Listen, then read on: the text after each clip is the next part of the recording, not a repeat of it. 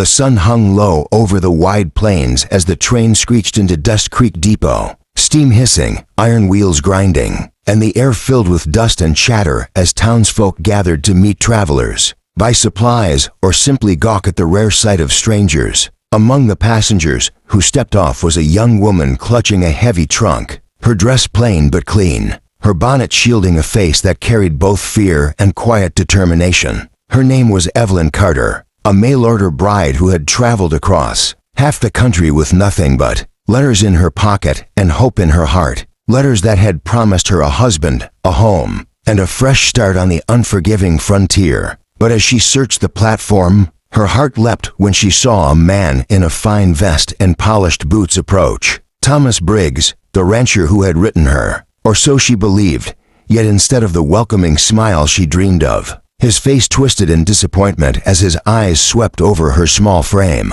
her simple clothes, her nervous stance. "You," he barked loud enough for all to hear, "this can't be right. I asked for a sturdy woman, someone to bear children, to work the land, not this little thing." And before Evelyn could answer, laughter rippled across the depot, whispers cutting her like knives. "He don't want her. Poor girl traveled all this way for nothing." And Thomas, puffed with arrogance, raised his hand to silence her trembling plea. "I won't marry you. I won't waste my time on weak stock," then turned on his heel and walked away, leaving her standing alone, rejected, humiliated, her trunk at her feet like a gravestone for her dreams. Evelyn's throat burned, her eyes stung, and she whispered to herself, "What will I do now?" But before despair could crush her, a new voice cut through the laughter, deep and steady. "You'll do just fine, Mrs. Callahan." And she turned to see a cowboy step from the crowd, broad-shouldered, dust on his hat, sun on his skin,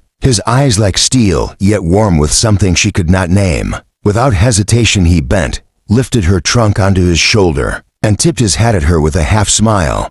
"Come on, wife, let's get you home." The crowd went silent, jaws dropping as Evelyn's heart thundered, her cheeks flushing at the word wife.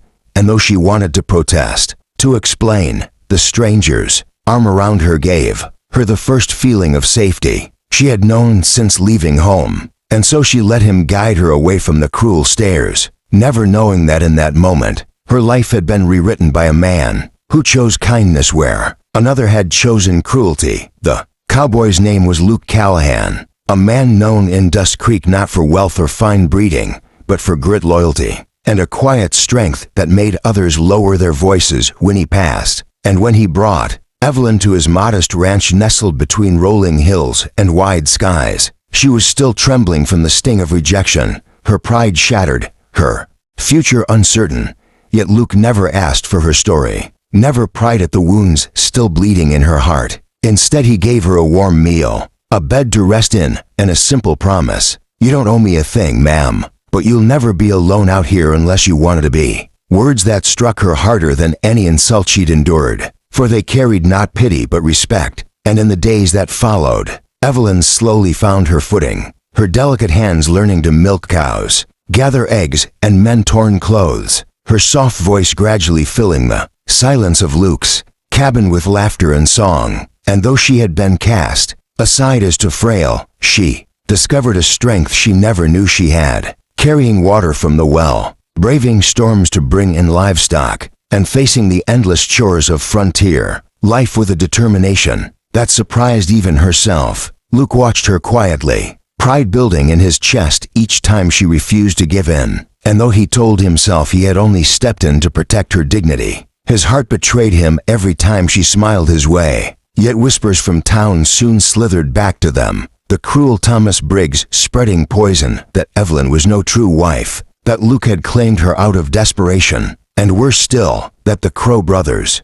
a ruthless outlaw gang, had heard of the pretty stray bride left unclaimed at the depot, a prize they intended to take for themselves. One evening, as the sky turned blood red with sunset, Luke found Evelyn on the porch, her hands folded, her eyes heavy with worry. "I don't want to be a burden to you," she whispered, her voice breaking. "You took me in when no one else would, but I fear I'll only bring you trouble." And Luke, setting his head aside, knelt before her so their eyes met, his voice steady as the earth. "You're no burden, Evelyn. You're the best thing that ever stepped off that train." and I'll stand between you and every trouble this land can throw." And in that moment, the fragile bond between them became unbreakable, forged not in contracts or letters but in kindness, courage, and the fire of two souls who had both been searching for a home. It wasn't long before the storm Evelyn feared came roaring across the plains, the Crow brothers riding hard under the cover of night, their horses kicking up dust,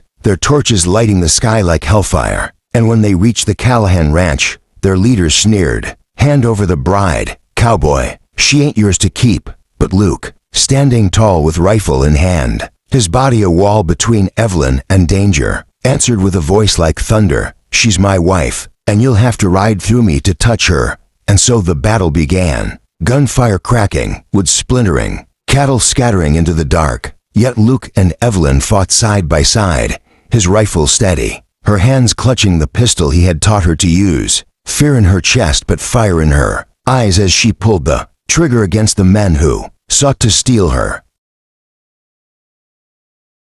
The ranch lay scarred, the outlaws driven into the dust, their leaders sprawled in defeat, and in the silence that followed, Evelyn ran to Luke, her tears not of fear but of love, her voice trembling as she whispered, "You called me wife when I had no one, when the world cast me aside, but now I want to be your wife not in name alone, but in truth, if you'll have me." And Luke, wounded but smiling through the pain, tipped his hat before pulling her close. "Darlin', from the moment I picked up that trunk, you've been mine in every way that matters." And beneath the endless sky of the Wild West, with smoke still curling from the earth and the dawn breaking bright, Evelyn Carter, once rejected and humiliated, found herself not only a wife but a woman reborn, her future no longer bound by the cruelty of strangers but by the love of a man who saw her worth when no one else did. And their story lived on in Dust Creek as proof that sometimes the truest marriages were not made in letters or promises,